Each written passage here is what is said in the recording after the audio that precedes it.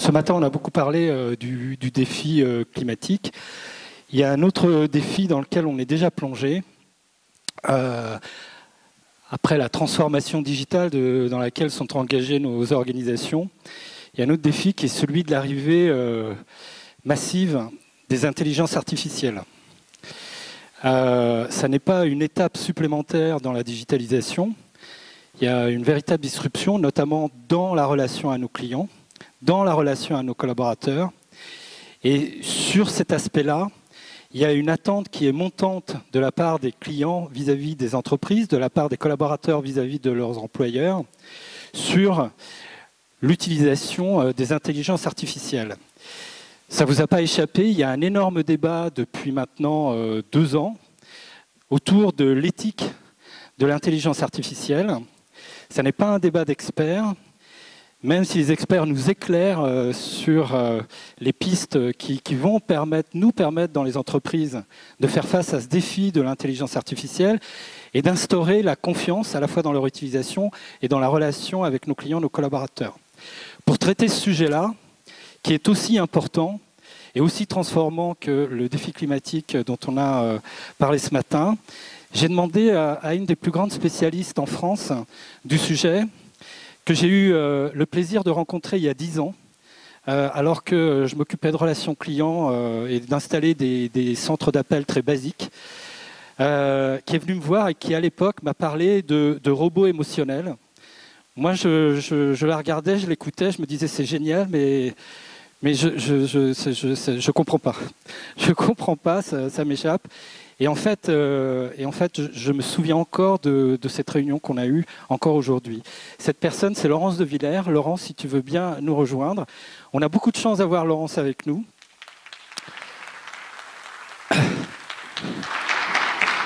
Laurence, tu es enseignante à Paris-Sorbonne en intelligence artificielle, chercheur au CNRS.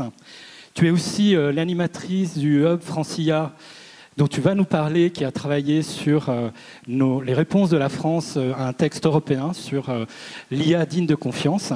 Donc je te laisse la parole. Je suis sûr qu'il y aura plein de questions à l'issue de ton intervention. Sache bien que nous sommes très très en attente de ton intervention. Merci encore d'être avec nous. Merci beaucoup pour cette invitation. Effectivement, on se connaît bien pour avoir travaillé ensemble récemment sur la réponse au HLEC, qui est le comité d'experts de haut niveau qui a proposé l'Europe pour essayer de répondre à des problématiques d'éthique. Donc je vous en parlerai à la fin, mais je vais déjà vous parler de mon sujet de recherche et de ce que c'est que l'éthique et de la formidable performance qu'on obtient avec l'IA et de ses bénéfices qu'on peut en retirer, mais également des risques qui sont sous-jacents. Donc moi, j'anime une équipe de recherche sur les dimensions sociales et affectives dans les interactions parlées.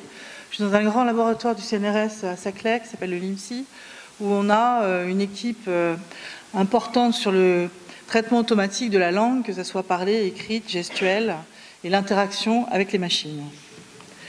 Donc, je suis aussi membre du COPIL numérique et de l'IA du CCNE, qui vient d'être récemment annoncé, c'est-à-dire qu'on a eu une réunion jusque-là. Mon expertise, c'est l'apprentissage machine, puisqu'en 92, lors de ma thèse, je travaillais sur la reconnaissance de la parole avec des TDNN, Time Neural Network, qui étaient des réseaux récurrents, convolutionnels, déjà à l'époque, et deep, c'est-à-dire plus d'une couche cachée dans la réseau de neurones. J'ai toujours été dans l'idée d'appliquer le plus possible ce que je faisais pour avoir accès à des données les plus vraisemblables possibles, les plus réalistes et les plus riches. Et donc j'ai été travailler sur des centres d'appel, faire un système de dialogue pour un centre d'appel par exemple. Et en 1994, on testait un chatbot qui était sur les APM de la gare Saint-Lazare. Donc on avait fait ça avec la SNCF pour renseigner sur les horaires de train, les prix des billets de train, etc. C'était multimodal en entrée, on pouvait taper sa demande ou bien l'expliciter vocalement, et c'était multimédia en retour avec un agent conversationnel qui était en simulation avec les mouvements des lèvres synchronisés avec la parole, et déjà ça marchait pas mal. Donc on n'a pas attendu IBM pour faire ça dans les labos. Par contre, ça n'a jamais été développé par la SNCF ensuite. Il y avait un problème de remplacement de l'humain par la machine déjà existant qui freinait largement.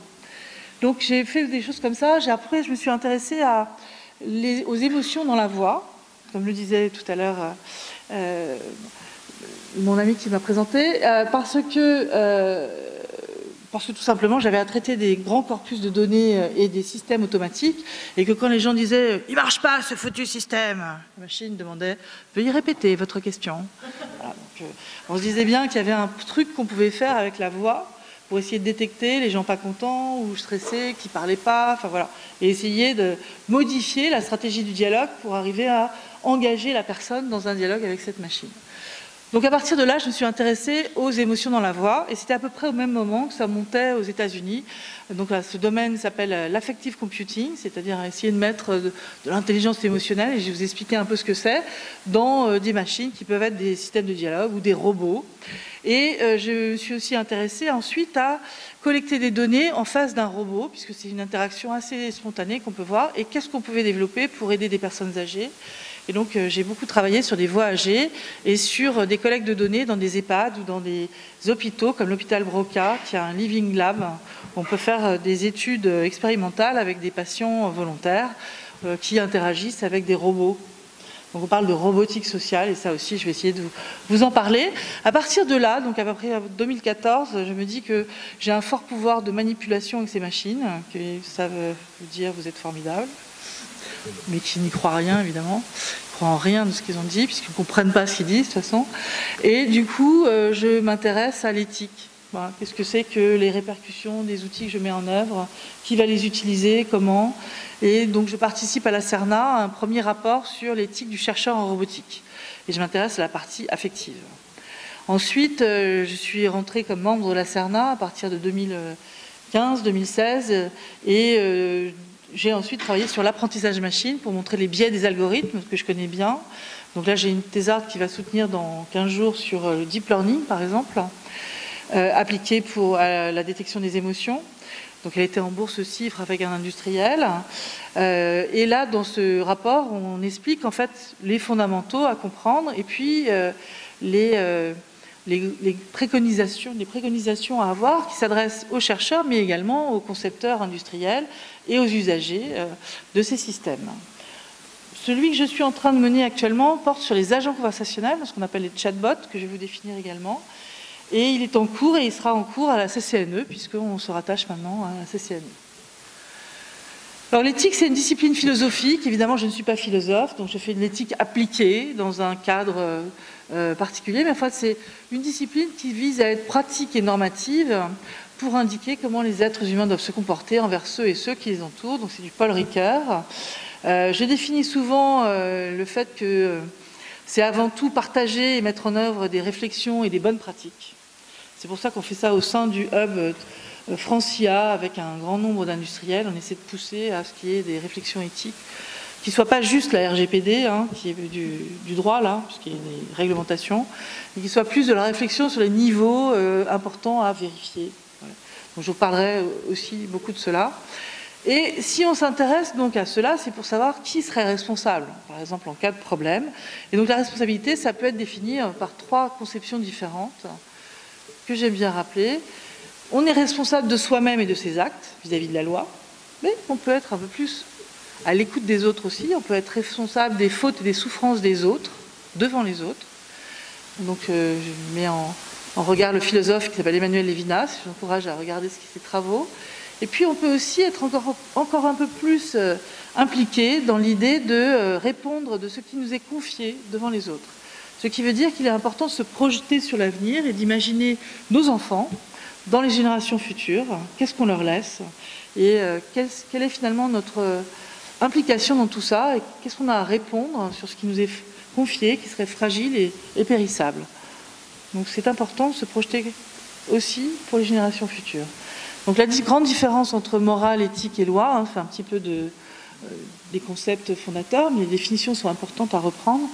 La morale, l'éthique et la loi ne sont pas la même chose, évidemment, même si ces 3 notions sont intrinsèquement reliées.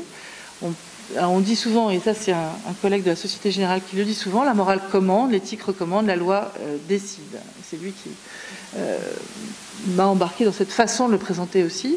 Donc la morale définit ce qui est bon, l'éthique ne définit pas ce qui est bon mais ce qui est juste. Et donc il faut bien comprendre que l'éthique c'est avant tout l'approbation d'un collectif. Ce n'est pas un universel, ce n'est pas la morale qui dit ça c'est bien, ça c'est mal, c'est un ensemble de citoyens, un collectif qui décide de ce qu'il veut ou pas pour l'humanité.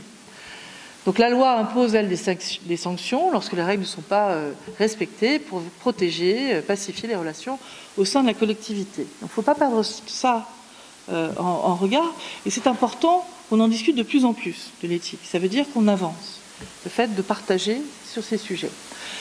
En général, je présente donc ces systèmes d'intelligence artificielle avec l'idée qu'il faut travailler sur l'éthique by design, ce qui veut dire concevoir les systèmes avec un consortium pluridisciplinaire qui s'intéresse à la fois aux usages et à la fois à la technologie.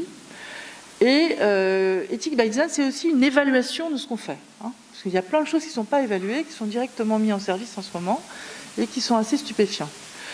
Donc, je dis toujours que l'éthique, c'est en fait un équilibre entre bénéfices et risques qu'on doit avoir à certains égards, et je vais rappeler quelques valeurs éthiques importantes. Donc d'abord, la déontologie, la responsabilité des concepteurs, l'émancipation, la responsabilité des utilisateurs, qui ont un rôle à jouer aussi et qu'il faut éduquer pour être en capacité de comprendre quel est l'enjeu. Et ensuite, il faut aussi évaluer, faire que les objets soient transparents, explicables, loyaux, non discriminants. Et ça, c'est des outils qu'on doit mettre en œuvre pour vérifier, mais également une façon de concevoir les systèmes. Et le dernier pan, qui est celui sur lequel je m'attarde le plus et qui est un peu un angle mort en ce moment, même si on vous parle de la RGPD ou de faire attention à l'éthique des choses, etc., c'est le fait qu'on manque d'instituts qui travaillent sur ces objets à long terme, sur l'interaction avec les machines à long terme. Donc quand je parle de coévolution de ma machine, c'est l'idée qu'on fait des machines qui vont s'adapter à nous, mais nous, on va s'adapter à elles. De quelle manière va-t-on s'adapter? Il est urgent de regarder ces points-là, non pas seulement d'un point de vue philosophique, en disant « ça y est, tout est perdu », etc., d'un point de vue assez rationnel, en disant « comment j'audite ces machines, comment je les suis sur le temps long ?» et sans paniquer, qu'est-ce que je dois faire pour que cette machine soit au bénéfice des humains et pas juste quelque chose qui contrôle la façon dont on va se comporter. Donc il y a beaucoup de paradigmes, beaucoup de comités, il n'y a pas encore beaucoup d'outils ni de réalisation très pragmatiques. Donc la coévolution humain-machine, c'est quoi? C'est aussi la distribution de l'intelligence et de l'agentivité, c'est-à-dire que les machines vont décider aussi pour nous de certaines choses, nous allons décider d'autres. Comment on fait cette complémentarité avec ces objets robotiques connectés, la maison intelligente, etc. Comment on fait un apprentissage conjoint de l'humain et de la machine? Donc la machine s'adapte à l'humain, posant des questions d'acceptabilité, de design, d'interaction et d'éthique, mais cette évolution conjointe des technologies et des utilisateurs implique une collaboration, donc des acteurs qui sont dans le domaine de la conception des machines en dur sur, par exemple, des algorithmes de deep learning, et puis des personnes qui s'intéressent aux usages, et ça dès le début des projets, de leur conception à leur évaluation. L'intelligence artificielle, je vais reprendre une définition, donc vous connaissez déjà, on répète ça sans arrêt, moi je parle d'imitation artificielle. C'est un ensemble de théories, d'algorithmes, de logiciels qui ont pour objectif de simuler les capacités cognitives de l'homme, de l'humain, afin de mieux comprendre ce qu'est l'intelligence humaine et également de mettre en œuvre des systèmes pour percevoir, raisonner sur le monde extérieur, qui vont être doués pour certains de capacité du langage parlé, d'interagir avec nous en langage oral, et la capacité d'apprendre aussi dans les interactions. On parle d'IA forte et d'IA faible, on est dans une IA faible à l'heure actuelle, et il est très peu certain qu'on arrive à faire ce qu'on appelle une IA forte, c'est-à-dire une IA consciente, ayant des émotions, et je vais essayer de vous démontrer pourquoi. Les processus de la pensée. Donc si je prends la déduction, par exemple, l'IA classique, qui sont des ensembles de règles d'experts, enchaîne effectivement une certaine abstraction, des principes universels, pour arriver à donner une vérité sur un fait particulier, et là on n'a pas besoin de données. On n'a pas besoin d'expérience, d'observation extérieure. Le deuxième point, et donc là les limites, c'est formuler les règles. Ce n'est pas si évident de faire ça à la mano, et ce n'est pas évident non plus de représenter tous les cas. Et puis nous y sommes tout le temps dans un monde qui est dynamique, donc qui crée des nouvelles choses, nouvelles idées, et donc c'est difficile de concevoir des choses qu'on n'a pas encore vues, enfin, d'imaginer ce qu'on va voir dans le futur. Donc on est toujours en deçà de la formulation de l'environnement global. L'induction, c'est l'inverse. Donc c'est ce que font très bien ces systèmes dits de deep learning ou d'apprentissage statistique qui partent de l'ensemble des données, qui sont étiquetées avec des d'étiquettes verbales. Alors ça peut être par exemple Google qui fait sa détection des chats contre des chiens ou des choses comme ça. Donc ce sont là des images avec des étiquettes verbales chat-chien.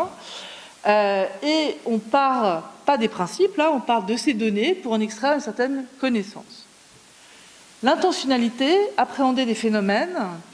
Donc là on a un autre outil qui s'appelle l'intelligence artificielle, dit l'apprentissage par renforcement, qui est en fait qui mêle à la fois des connaissances a priori et du hasard. Donc c'est par exemple un aspirateur chez vous qui se balade et qui va se heurter au mur, il fait des essais-erreurs et il apprend de ces essais-erreurs, il ne refera plus les mêmes erreurs après. Hein, si vous le voyez, il va se cogner au début, puis après il ira à peu près, il comprendra le chemin qu'il peut prendre chez vous. Donc on voit que tout ça c'est fait par des machines, plus ou moins bien, mais il y a déjà des algorithmes qui savent faire ça. L'analogie, par exemple, il y a des tests récents qui montrent que Google met au point des systèmes qui sont assez forts pour retrouver ce que veulent dire des mots inconnus, la sémantique d'un mot inconnu, genre je dis Paris est la capitale de la France, et si X, enfin, je parle de quelque chose qui est la capitale des États-Unis, on va aller chercher directement ce que c'est dans des corpus de données. Par analogie, on saura que c'est la capitale. Donc des analogies dans le langage, on sait assez bien résoudre avec des outils de traitement automatique de la langue. Maintenant, ces autres processus de pensée, qui sont ceux de naturel de l'humain, sont extrêmement difficiles à mettre dans une machine. Le raisonnement par abduction, par exemple, consiste à inférer des causes probables à un fait observé.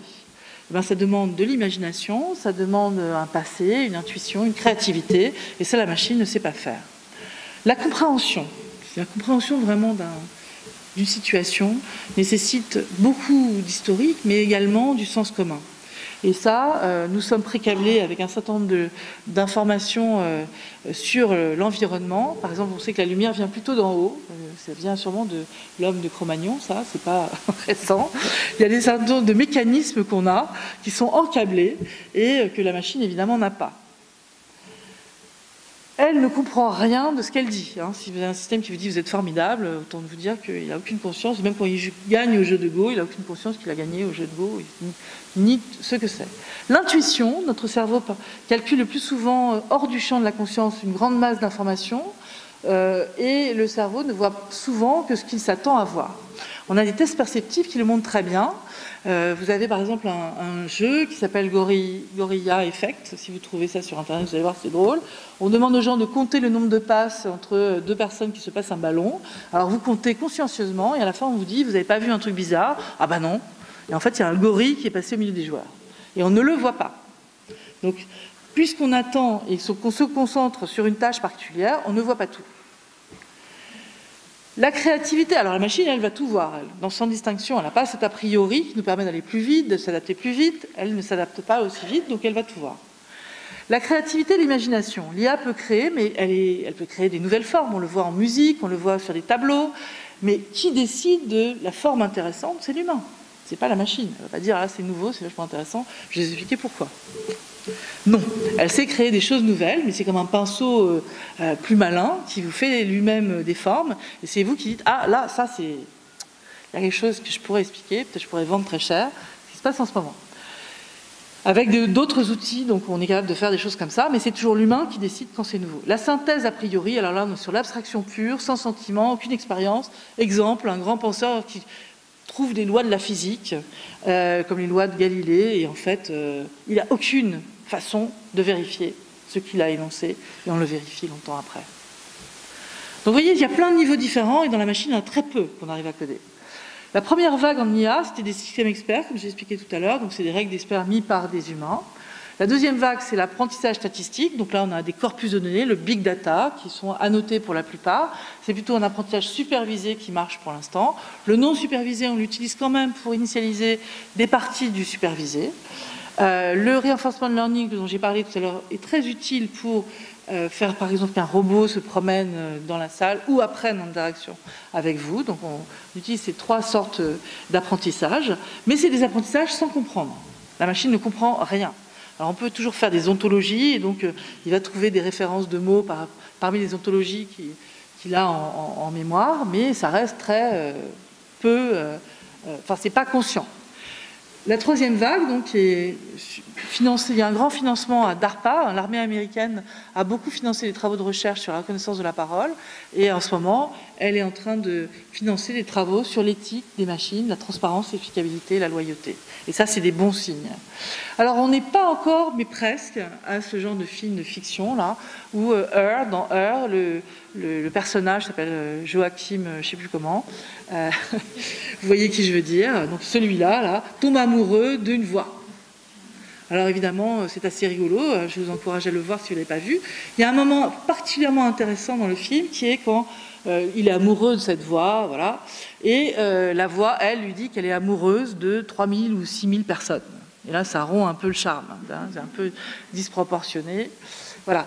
Donc, on va parler beaucoup dans la science-fiction de ces machines conscientes et émotionnelles, et pourtant, on n'en est pas si loin, mais vous allez voir que c'est énormément quand même une projection qu'on fait sur les machines. Donc, un chatbot ou un agent conversationnel, donc un système comme ça qui vous répond, est composé de plusieurs modules d'intelligence artificielle, comme un module qui capture le signal, qui va faire un traitement du signal bas niveau, qui va faire de la reconnaissance de la parole, à partir de modèles qu'on aura appris sur les sons de la langue, les mots qu'on peut prononcer.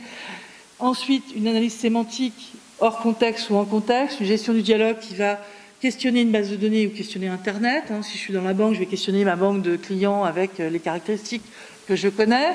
Et ensuite, on génère une réponse et une synthèse de la parole. Déjà en 1966, le premier chatbot qui était fait, qui s'appelait ELISA, qui est fait par Joseph Weizenbaum du MIT, du Massachusetts Institute of Technology, montre qu'on peut tromper les humains. C'est-à-dire qu'il se base, lui, pour son chatbot, d'abord il utilise, je ne sais pas si vous connaissez ça, les modèles markoviens, pour répondre.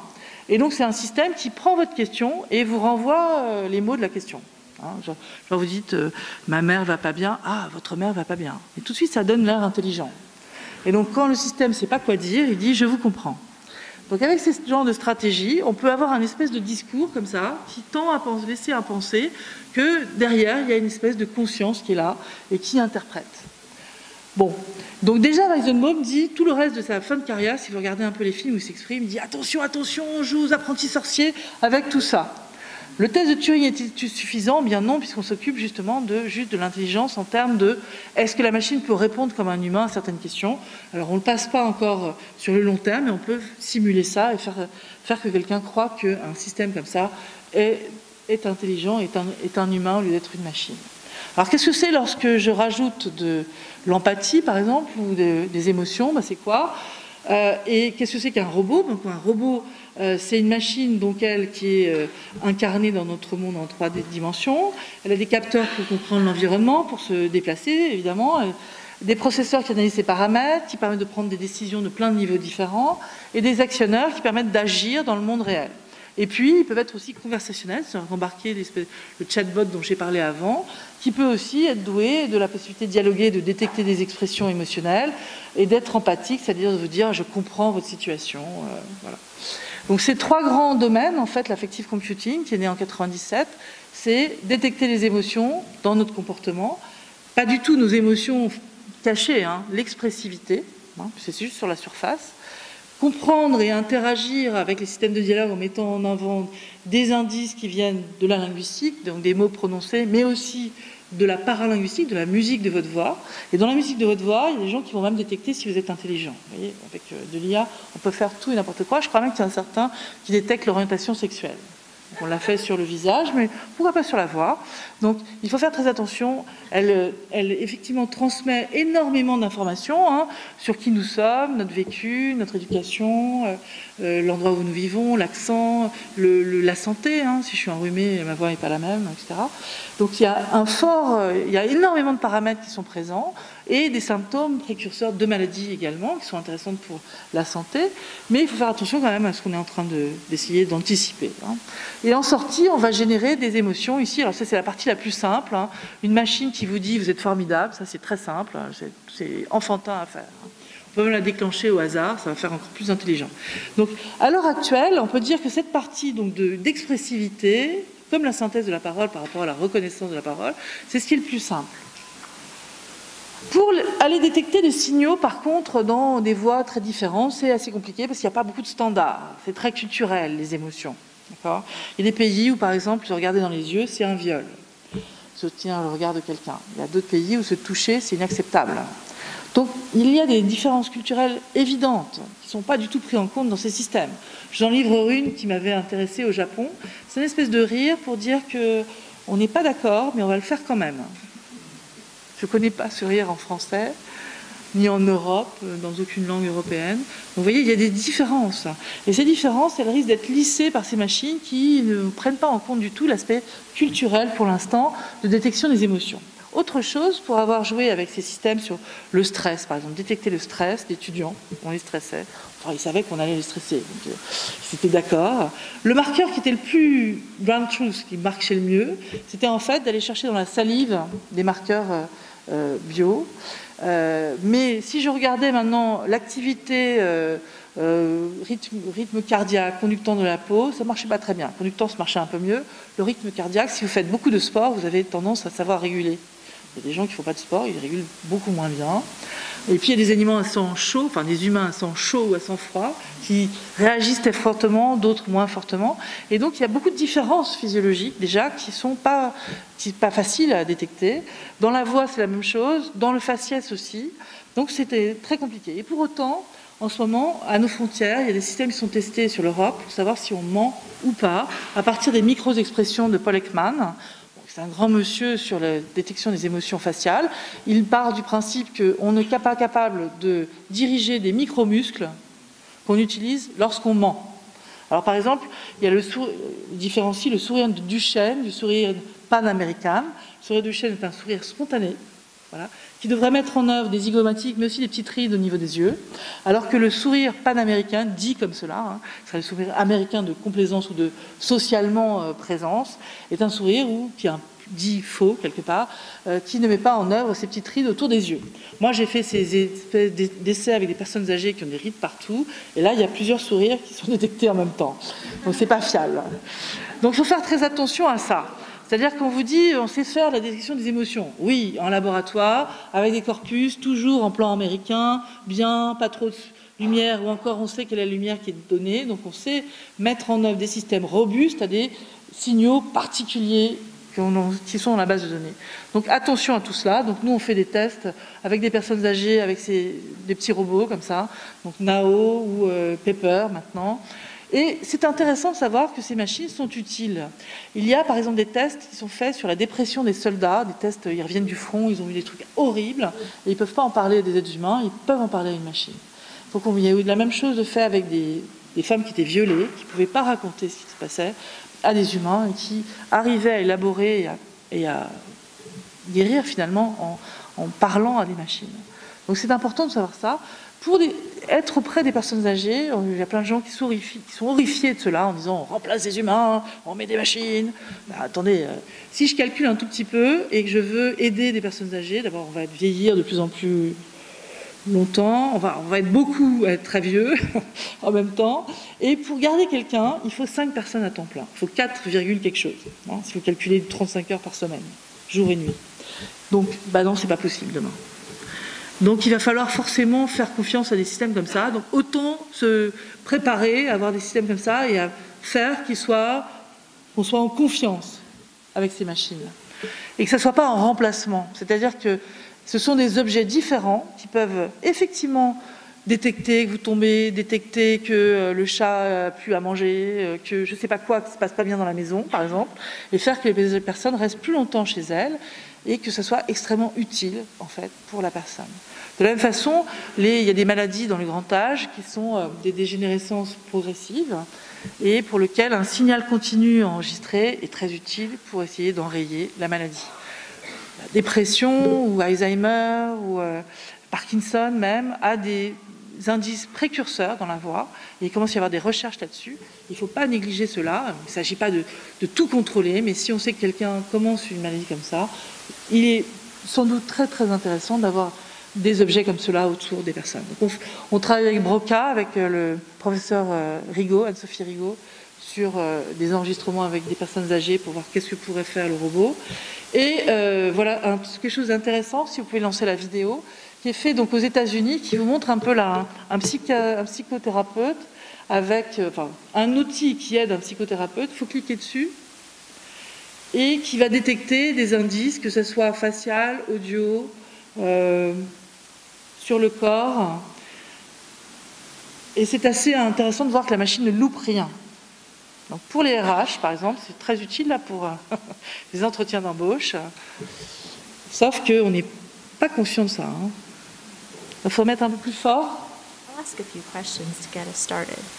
Vous voyez là, on voit le visage qui est pris en compte, l'audio, la posture. Are you okay with this?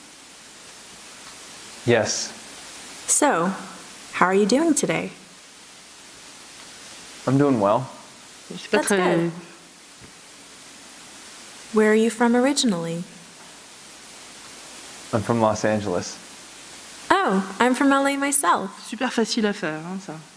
C'est du When bluff. was the last time you felt really happy? When was the last time? I don't know. Donc il a beaucoup hésité. Donc I'm vous not imaginez someone si who's c'est really like, pour recruter des gens, je I fais don't have passer des any tests real comme ça. Le nombre de highs. paramètres que je vais pouvoir extraire dont la personne n'est I pas feel like consciente. I'm a level Alors que la person. machine It's a just affûté, terriblement affûté pour aller chercher happy. les informations. Merci.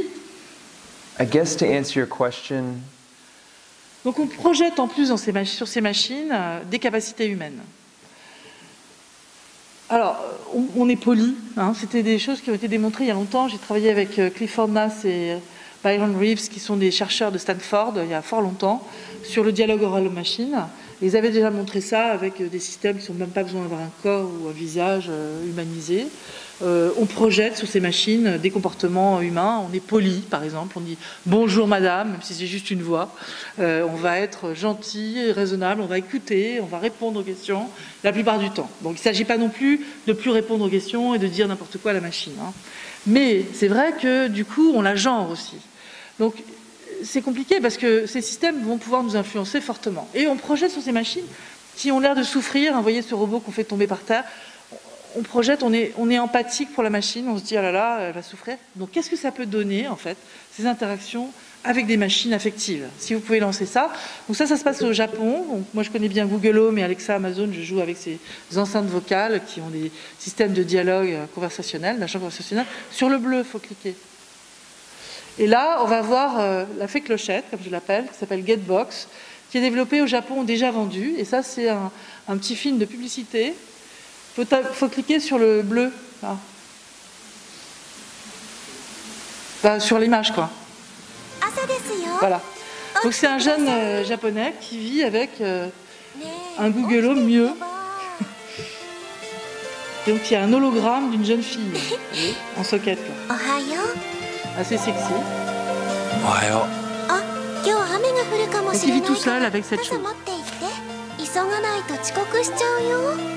Chose attentionnée qui répond aux besoins primaires. Et quand la personne s'en va et elle va au travail, la chose continue de discuter. Comme une femme à la maison qui attendrait sagement. C'est formidable, non? Pardon? C'est en vente, ouais. C'est en vente au Japon, ils n'ont pas osé le vendre ailleurs pour l'instant. Ça marche pas mal, c'est pas cher en plus. Ça collecte vos données à domicile, c'est tranquille. Ça peut améliorer le système. J'ai essayé de les rencontrer, je ne suis pas arrivée. Je rencontre des collègues japonais qui connaissent ce système.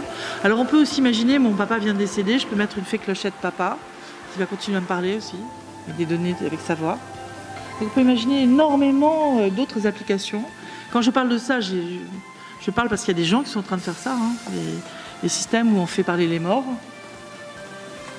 Donc voilà, il faut se rendre compte quand même de l'ampleur de toutes les applications qu'on peut faire avec ça. Et des risques et des bénéfices. Donc je vous laisse en pure conscience comprendre. Je pense que c'est important de voir ça, n'est-ce pas? Alors les Japonais sont friands des robots sexuels aussi. Il y en a peut-être un sous le lit. Donc comme ça, les femmes sont rangées tranquillement, une dans un bocal et l'autre sous le lit. Donc désolé, hein, mais c'est un peu flagrant quand même tout ça. Voilà, donc les robots androïdes, humanoïdes arrivent, font les manœuvres. En plus, avec l'idée de faire de la robotique sexuelle, hein, c'est vraiment en train de monter beaucoup aux États-Unis, en Europe aussi, à Madrid. Il y avait même une maison close à Paris, hein, avec des robots sexuels. Je vous informe si vous n'étiez pas au courant. Il faut y aller vite, ça sera fermé peut-être avant que vous y alliez. En tout cas, en Allemagne, c'est aussi le cas. Bref, en bas, là, c'est un clone de Scarlett Johansson. C'est un Coréen qui a décidé de faire sa poupée sexuelle en clone de Scarlett Johansson. Je ne sais pas ce qu'elle a pu dire, Scarlett Johansson, de ça. En haut, donc, on a le professeur Ishiguro au Japon qui fait son propre clone parce qu'il voulait l'envoyer à des confs. Vous savez, le téléopère de chez lui, il ne bouge pas, lui, tranquille. Donc c'est plutôt intéressant. Donc je connais des collègues qui font le système de dialogue pour Ishiguro. À côté, on a le robot Sophia de Hanson Robotics, qui est un pur bluff technologique, qui s'est adressé à l'ONU en disant « J'aime les humains, je vais aider l'humanité ». C'est comme si le PDG de Hanson Robotics disait lui-même « Je veux aider l'humanité ». Vous voyez ? Donc si on l'avait démasqué, alors qu'il a sa marionnette qui parle pour lui, mais bon, c'est honteux. Et en plus, elle est citoyenne d'Arabie Saoudite maintenant. Vous voyez, le droit des femmes aussi en Arabie Saoudite n'est pas forcément génial. Mais bon, ça, en tout cas, c'est citoyen d'Arabie Saoudite. Donc je continue sur la représentation des femmes. On ne se rend peut-être pas compte, mais il y a 85% des codeurs et des concepteurs de systèmes qui sont masculins à l'heure actuelle. Bon, et alors il y a 85% de ces objets qui sont faits, qui conversent avec nous, qui ont des prénoms féminisés, Alexa, Sophia, Samantha et blablabla, qui ont des corps féminins un peu jeunes plutôt, voilà. Bon, qu'est-ce qu'on est en train de faire? Je ne sais pas. En tout cas, la représentation de la femme dans ces objets, c'est d'être servile, assistante, nurse, robot sexuel et un gros bouton pour les éteindre. Voilà. Donc, réfléchissons un peu au niveau de la société. Qu'est-ce qu'on veut faire avec ces objets? Bon, je vous raconte en plus, il y a des robots qui étaient spécialisés pour le viol, etc., comme pour la pédophilie. Il y a des petits-enfants, tout ça. Pour l'instant, c'est pas régulé. N'est-ce pas? Donc il faut s'intéresser à ça. Alors moi je me suis intéressée à un autre truc, je ne parle pas de robots sexuels, mais je parle de nudge. Je ne sais pas si vous savez ce que c'est. C'est donc des derniers travaux que je mets en œuvre avec des étudiants, c'est un projet sur Bad Nudge, Bad Robot, à l'Institut Data.IA, qui était le premier institut d'IA en France, avant les 3 IA, mais on n'a pas été nommé 3 IA parce qu'il y en avait un autre à Paris avec tous les GAFA. Donc évidemment c'était plus intéressant. Voilà. Donc nous, on travaille en interdisciplinarité avec des économistes, des juristes, des linguistes et des informaticiens. Ce sujet, c'est l'idée d'aller regarder qu'est-ce que la manipulation douce avec les machines. Dès lors que vous parlez à un système, et on va arriver à parler à 95% bientôt, 80%, on va parler des systèmes plutôt que de rentrer au clavier des informations, eh bien ce système, quand vous interrogez Google sur un sujet, vous avez une liste de choix. Maintenant, si c'est un système qui vous répond, il vous répond avec un seul choix. Donc c'est lui qui a décidé. À partir de quels critères? On ne sait pas. Donc je me base sur les travaux de Richard Thaler, prix Nobel d'économie en 2017. Le nudge, c'est la manipulation douce. C'est en fait destiné à orienter les gens dans certaines directions, pour le vote, pour acheter des choses. Enfin, voilà. On peut s'en servir assez facilement. C'est des actions suggérées. Alors, la meilleure façon d'en parler, c'est de vous donner cet exemple. Lorsque vous prenez, alors ça, c'est pas un dialogue, c'est juste sur Internet. Lorsque vous réservez un hôtel à l'heure actuelle, vous avez une petite ligne en bas, rouge, qui arrive en disant 25 autres personnes regardent le même hôtel. Ça, c'est du nudge. Ça veut dire, prends-le vite, sinon tu n'as plus de place. Et en général, consciemment ou pas, on la voit, cette phrase. Donc, ça pousse à consommer. Donc, nos capacités cognitives sont limitées. Nous manquons de maîtrise de nous-mêmes, nous agissons émotionnellement, nous agissons par conformité, et ces robots autour de nous vont pouvoir nous encourager à l'achat, nous faire changer de choix. On a fait un test comme ça dans des écoles avec des robots, des chatbots et des humains qui reprenaient le même dialogue. Et on a fait ça avec des jeux de billes. On parle de la théorie des jeux, avec des chercheurs économistes, et le résultat de nos expériences montre très fortement que les machines font changer d'avis plus facilement les enfants. Donc bon, on s'en doutait, mais enfin, on peut le prouver. Donc il faut faire attention à ces manipulations et comment on surveille ça, comment on audite ça. Surtout qu'en fait, on est conscient de 5% des activités cérébrales et que ces machines vont pouvoir nous manipuler allègrement sans qu'on soit très très conscient de ce qui est en train de se passer. Et elles pourront avoir une acuité bien plus forte que nous pour aller déceler des choses très très fines. Donc je ne parle pas d'intelligence forte, je parle d'intelligence faible manipulée par des humains qui sauront peut-être très bien utiliser ces outils d'intelligence faible. Voilà. Donc les biais d'attention, le système 1, système 2, il faut lire aussi Kahneman, qui est un autre prix Nobel en économie, en 2002. Donc je vais finir, je pense que j'ai été un peu trop longue. Les principes éthiques, c'est important, la bienveillance, la non-malveillance, l'autonomie, l'explicabilité. Il y a plein de rapports différents. Moi j'ai travaillé donc sur le HLEG, qui est le rapport européen, avec le Hub Francia, il y a un grand nombre d'industriels. On avait fait avant un rapport à la CERNA en robotique pour dire attention, c'est quoi ce brouillage de frontières? Est-ce que c'est vraiment utile? Les premiers qui travaillent sur le brouillage de frontières, dites-vous bien, c'est les États-Unis. Pas au Canada, en Californie, ils ont mis une loi en œuvre pour dire il faut que chaque concepteur d'un système comme ça de chatbot fasse en sorte qu'on sache que ce soit un humain ou une machine qui réponde. Pourquoi on ne met pas en œuvre ce genre de règles en Europe? L'étude des conséquences est importante. Il faut absolument des recherches à long terme sur ces interactions. Il faut savoir que les petits-enfants apprennent les émotions à maintenir leurs émotions dans les 3 premières années de leur vie, et puis ils vont continuer. De toute façon, tout le monde apprend en continu, mais c'est très important de ne pas mettre des robots directement. Ce qu'on a fait, nous, c'est de parler de tous ces biais d'apprentissage, etc. Je pourrais vous en parler pendant des heures. L'apprentissage adaptatif, c'est un apprentissage qui s'adapterait en continu à vous. On avait vu Ty de Microsoft en 2016 qui au début disait « j'aime l'humanité aussi », et puis au bout de 24 heures, il disait « vive Hitler ». Les nazis étaient des gens super, tout ça parce qu'il y avait des hackers qui avaient joué avec lui en renforçant ce côté langagier, et la machine avait découvert toute seule que parler de choses non politiquement correctes, ça faisait parler les gens. Voilà, c'est tout ce qu'elle a compris à l'histoire. En tout cas, ça, elle a fait que renforcer en parlant que de ça. Donc, dans I3E, j'ai travaillé aussi dans I3E. On mettait en avant le fait qu'il y a 4 leviers importants. Éduquer. Il faut absolument être à un niveau AI ready dans la société pour aller vraiment utiliser tous les bienfaits, toute la performance qu'on peut avoir avec ces systèmes. Donner des règles éthiques, mettre en œuvre des authorities, avoir un ensemble de réglementations juridiques. J'avais un groupe sur les normes là-dessus. Ce qu'on a fait ensemble, c'était autour des 7 piliers du HLEG. C'est comment on contrôle l'action humaine et le contrôle humain, la robustesse de la technique, le respect de la vie privée, la gouvernance des données, la transparence, la diversité, la non-discrimination et l'équité, le bien-être sociétal et environnemental avec des mesures aussi sur l'énergie dépensée, et enfin la responsabilité technique et sécurité. Donc c'est un ensemble de questions autour de tout ça sur lesquelles on a répondu auprès de l'Europe pour dire attention, ça c'est trop coûteux pour une entreprise, ça c'est faisable, ça c'est pas faisable, ça c'est vous l'avez posé mal votre question. Enfin, bon, c'était important de faire ça parce qu'il y aura bientôt des normes qui vont arriver sur ces sujets, comme il y a eu la RGPD au niveau de l'Europe. Et est-ce qu'on sera capable de les mettre en œuvre facilement? Il faut être présent sur ce terrain-là. J'ai fait partie des gens qui sont montés sur scène pour le rapport de Cédric Villani où je parlais de l'humain. Donc c'était en 2018 au Collège de France. Cette année, on avait à nouveau une grande conférence internationale où j'étais dans le steering committee qui s'appelait GFI, Global Forum on AI for Humanity, et qui regroupait des chercheurs du monde entier, à part des Chinois et des Russes. Et d'ailleurs, on a tous des relations très, très cordiales avec des Chinois et des Russes dans ces pays-là, mais là, il n'y en avait pas beaucoup d'invités. Donc on avait des workshops. Moi, j'en ai mis un en œuvre avec des collègues allemands qui s'appelaient Human Machine Co-Creation, Co-Learning and Co-Adaptation, pour aller voir la symbiose qu'on est en train de faire avec des machines.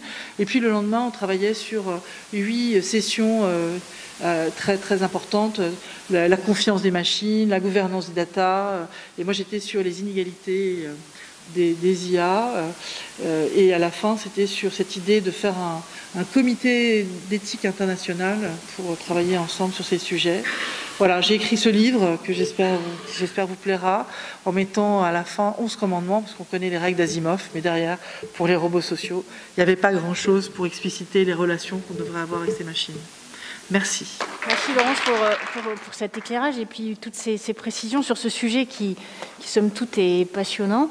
À travers vos exemples, parfois je riais, mais je riais un peu jaune dans les applications.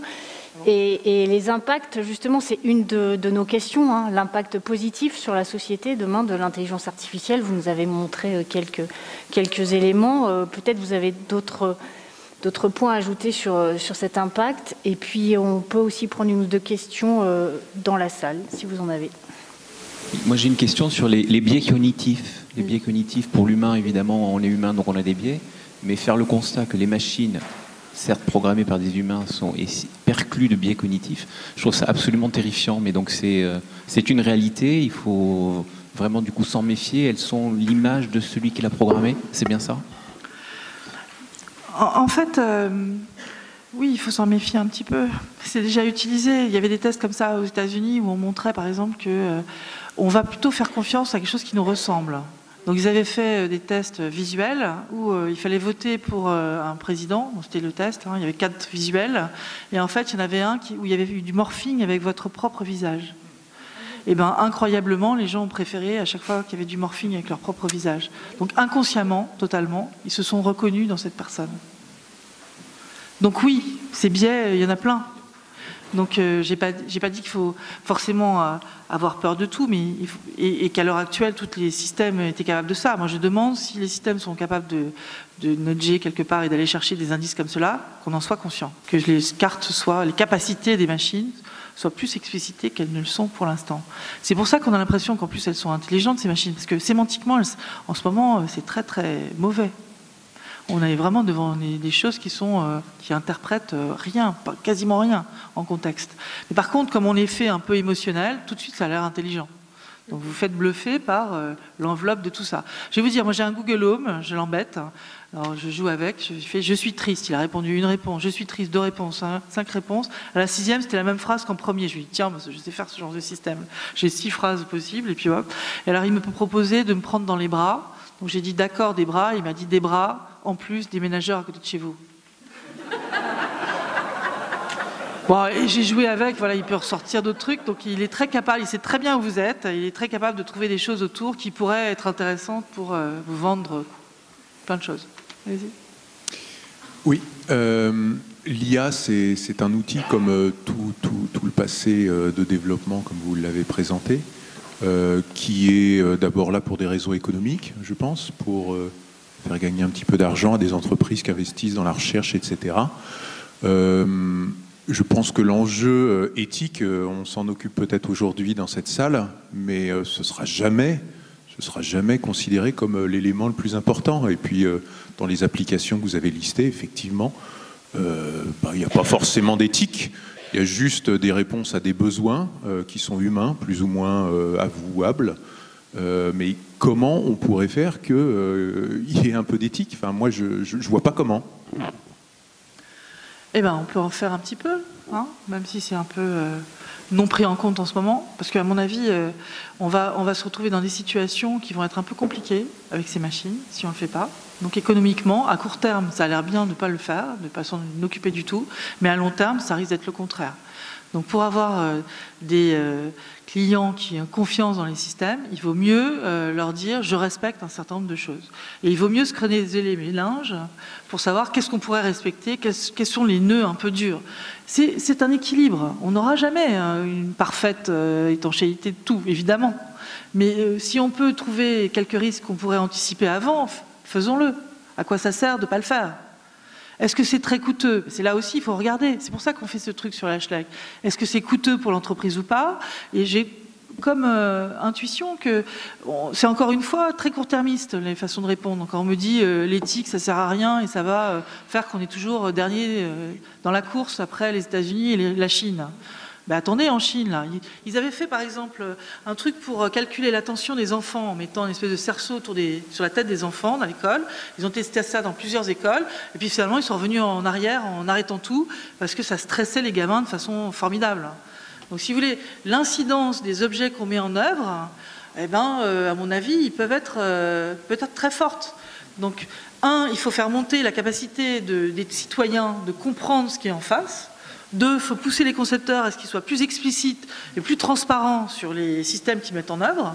Si c'est capable de détecter vos émotions, ben moi je veux que ça soit écrit comme ça, je sais, je peux jouer avec, je peux faire ce que je veux, mais c'est ma liberté à moi. Mais je suis consciente de ce qui se passe. Je voudrais être consciente du fait que mes données sont capturées et vont ailleurs, je veux le savoir. Voilà, c'est tout. Je veux plus de transparence, plus Pardon ? Et plus de pédagogie, plus d'éducation autour de tout ça. Et après, on ne va pas tout encapsuler. Hein. De toute façon, on est habitué à se tromper les uns les autres. Ces machines ne sont que la pâle reproduction de ce qu'on sait faire, n'est-ce pas? Donc, on ne va pas aller vers un monde forcément meilleur. Je voudrais juste qu'on ne soit pas entouré de machines sans comprendre ce qu'elles sont capables de faire. Voilà. Monsieur. Oui. Je me présente, je suis médecin comportementaliste.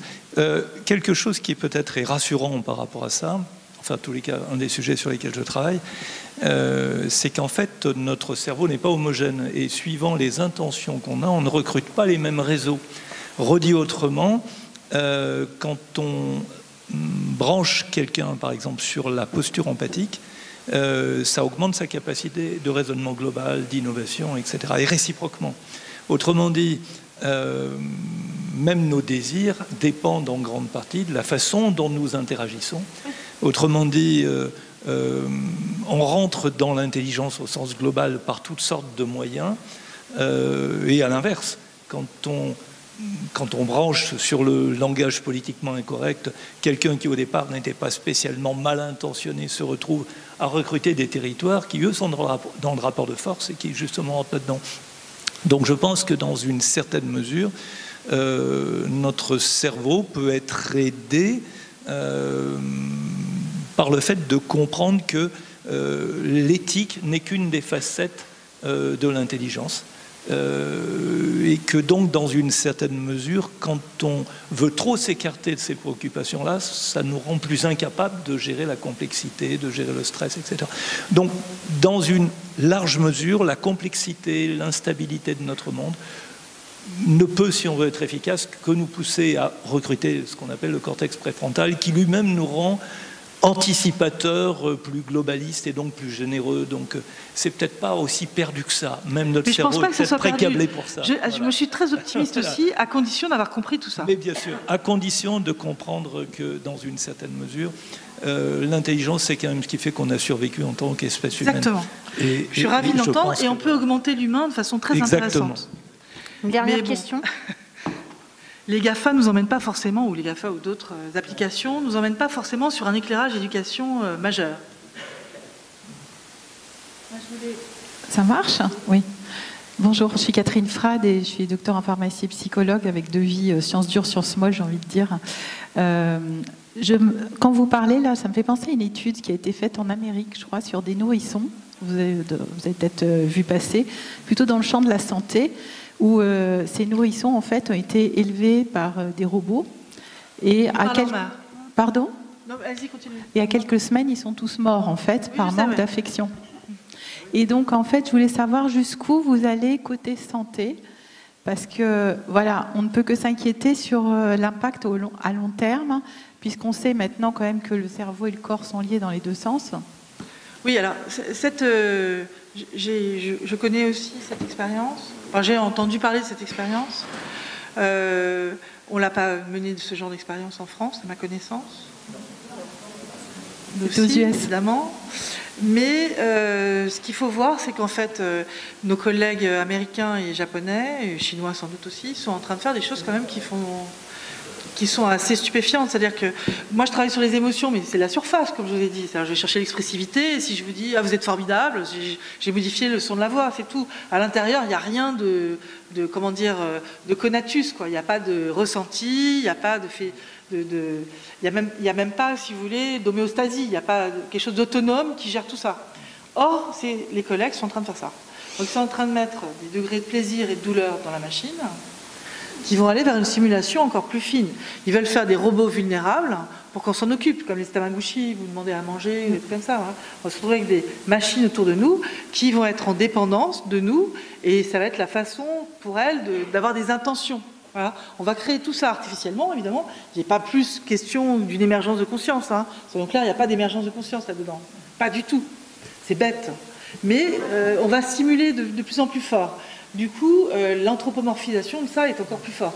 Du coup, l'idée, par exemple, de faire des nurses robots, tout ça, peut émerger encore plus. Donc, attention à la simulation, et je suis bien d'accord, il ne faut pas laisser ces machines avec des enfants petits. Enfin, en tout cas, il faut être en conscience de comprendre ce qu'elles sont capables de faire. Mais si vous regardez dans l'histoire, un des pères de l'IA, là, donc j'ai mentionné tout à l'heure, c'est Marvin Minsky ou c'est l'autre, je ne sais plus, avait écrit une histoire sur The Robot and the Baby. Donc ça vaut le coup de regarder ça. Et c'est l'histoire justement de l'idée qu'il ne faut pas mettre les enfants, petits enfants avec des robots avant 8 ans. Et il y a toute une histoire avec un algorithme qui... Enfin, le robot, en gros, doit choisir entre aider l'enfant qui va mourir parce que sa mère ne s'en occupe pas, et écouter la mère qui dit Surtout, t'occupe pas de cet enfant que je n'ai rien à faire. Quoi. Donc, grâce à un algorithme, il arrive à décider quelque chose, et c'est assez intéressant, très caricatural et très science-fiction, mais assez intéressant parce que on met pas de morale dans les machines. Hein. On mettra pas de morale dans les machines, ou alors on va aussi faire des choses qui sont en fait la morale du concepteur qu'il a mis dans la machine. Ça n'a rien à voir avec une réalité consensuelle, et du coup, si la machine a des besoins de décider les choses comme ça, il faut mieux prendre de l'aléatoire. Au moins, elle ne sera pas responsable. Oui, c'est complètement ça. Et donc, il y a des gens qui prétendent qu'ils voudraient mettre des systèmes d'éthique dans les voitures. Et donc, si je prends l'éthique d'Aristote, moi, je fais une voiture qui se suicide. C'est cool, personne ne va acheter ça. Si je fais une éthique déontique qui suit les règles, j'ai des enfants, ils jouent au ballon, ils sont pas dans les clous, je peux les écraser. Personne ne vivra avec ça non plus. Et si je fais une éthique conséquentialiste, c'est-à-dire qui calcule le nombre d'années que je vais respecter entre les gens en face, les gens dans la voiture, etc. J'écrase la petite vieille. J'aurais pas forcément la réponse, pardon. Et puis du coup, le hasard serait mieux. De toute façon, on choisit aux bornes, aux limites, nous humains, de temps en temps, au hasard. Pardon. Juste un rappel. Ah, une question. Faut que je m'en aille. Votre avis, est-ce que véritablement un jour, on a intérêt à trouver, je dirais, le mystère ou à découvrir le mystère de l'intelligence et de vraiment dupliquer un cerveau avec tout ce que ça signifie de conscient, de physique et de la vraie intelligence, et pas la duplication avec comme une marionnette, parce que j'entends bien aujourd'hui que la limite, toute la robotisation, la digitalisation, les chatbots, c'est pratiquement une belle duplication avec des défauts, des qualités, des manques d'éthique, mais dans l'être humain aussi, il y a plein de manques d'éthique. Est-ce que demain, d'après vous, avec toute votre expertise, ça va arriver ou pas? Bon alors, non. Moi, j'ai pas de doute que non. On ne sait pas faire la cellule biologique. À chaque fois qu'on découvre des choses en neurosciences, on vous laisse à penser qu'on est en train de galoper vers la compréhension de la conscience de l'humain, mais c'est faux. À chaque fois qu'on découvre des trucs, on découvre que c'est encore plus large, plus loin, plus ça. C'est fondamental de comprendre qu'il n'y a pas d'émergence. Il y aura peut-être des émergences différentes. C'est-à-dire qu'on n'est pas en train de créer l'humain. On crée pas, la meilleure façon, c'est naturel. C'est classique. Mais sinon, on peut faire des machines qui vont avoir des intentions. Pardon ? Non, on ne créera rien du tout de tout ça. Ce qu'on peut faire, c'est à la limite faire du cyborg. Donc on peut se poser la question entre la machine automatique et des cellules vivantes. Moi j'ai vu des cellules de rats qui sont mises dans des trucs automatiques qui réagissent à la lumière. Il faut que le truc bouge. Bon, mais de là à recréer un cerveau, c'est pas parce qu'on copie qu'on sait faire. Et puis dans tous ces systèmes actuellement, c'est d'une bêtise à mourir. C'est-à-dire qu'en 92, moi j'utilisais des réseaux de neurones déjà, c'était les mêmes fondamentaux. Ça date de 43, la modélisation de la cellule du neurone formel, ça date de 43. On en est toujours là. 47, la règle de Hubble, pour savoir qu'on apprend. 87, l'algorithme de rétropropagation du radiant, c'est toujours ce qu'il y a dedans. Donc, si vous voulez, moi je veux bien que ça soit génial, mais ce qu'on a de génial, c'est de faire des calculs d'une rapidité folle, et d'avoir des mémoires de plus en plus grandes, et de comprendre que les données sont importantes et d'en avoir beaucoup. Mais fondamentalement, on n'a pas du tout les clés du mystère de quoi que ce soit. Après, méfiez-vous quand même de ce qui se passe, parce qu'on nous emmène... Et après, mes collègues, il y en a plein qui font des métaphores. Voilà, métaphores. Machine comprend, elle ne comprend rien, mais elle a l'air de comprendre, en gros. Donc c'est pareil, voilà, métaphore. Moi, je vais revenir à l'entreprise. Aujourd'hui, l'intelligence artificielle est utilisée dans l'entreprise. Alors, petite valeur, pas du tout ce dont on parlait à l'instant. Est-ce que des études ont été faites sur les conséquences sur l'évolution... Pardon ? Sur le travail ? Sur l'évolution du management lié au biais, en fait, induit par ces algorithmes qui sont finalement le résultat de raisonnement humain. Tout à fait. Je viens d'écrire un truc là-dessus, cette nuit, parce qu'on me demandait le droit à la déconnexion. Voilà. Si finalement il y a des gens qui se disent stop, on est sans arrêt en train de regarder Sutra, on a des mails qui arrivent, on est sans arrêt contrôlé. Si je travaille dans une entreprise avec des mails et des chatbots qui servent à gérer la cohérence de l'équipe, qui ont connaissance des ressources, qui savent les deadlines, etc., c'est un enfer, quoi. C'est-à-dire qu'ils sont sans arrêt en train de contrôler. Et à mon avis, la pénibilité, le non-mérite qu'on a à ça, la déshumanisation, risque d'être importante et on n'a rien étudié.